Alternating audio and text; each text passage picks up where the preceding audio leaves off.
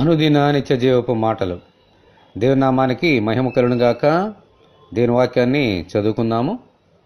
మీరు బాప్తిస్మమందు ఆయనతో కూడా పాతి పెట్టబడిన వారై ఆయనను మృతుల్లో నుండి లేపిన దేవుని ప్రభావమందు విశ్వసించుట ద్వారా ఆయనతో కూడా లేచితిరి. కొలస్సీలకు రాసిన పత్రిక 2వ అధ్యాయము 12వ వచనం.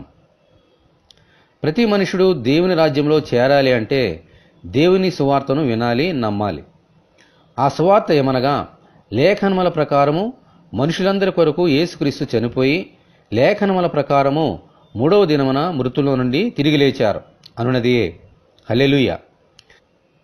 నమ్మి బాప్తిసం పొందినవాడు రక్షింపబడునని మన ప్రభువైన యేసుక్రీస్తు బోధించారు.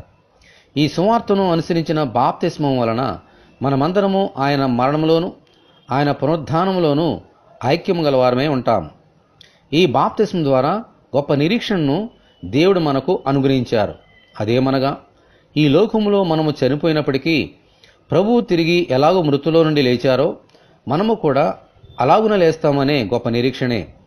ఈ నిరీక్షణ మనలను సిగ్గుపరచదు. ఆమెన్. ఈ నిరీక్షణతోనే మన విశ్వాసంలో కొనసాగిపోదాం. దేవునికి స్తోత్రము కలుగునుగాక. ఆమెన్. ఇటువంటి కృప కొరకు మనమందరము దేవుని ప్రార్థన చేసుకుందాము. ప్రభువా, మీరు ఏర్పాటు చేసిన బాప్తిజం కొరకే మీకు వందనాలు. బాప్తిజం ద్వారా పాపం విషయమే చనిపోయి నీతి విషయమే మీ కొరకు ఈ లోకంలో జీవించినట్లు అనుగ్రహించమని, ఈ వాక్యం వింటున్న నీ బిడ్డలందరినీ అలాగున దీవించమని ప్రభువైన యేసుక్రీస్తు ద్వారా ప్రార్థన చేస్తున్నాము తండ్రి. ఆమెన్. ప్రభువైన యేసుక్రీస్తు కృప మనకందరికీ తోడే ఉండి నడిపించునుగాక. ఆమెన్. పరిశుద్ధ దేవుని మందిరం.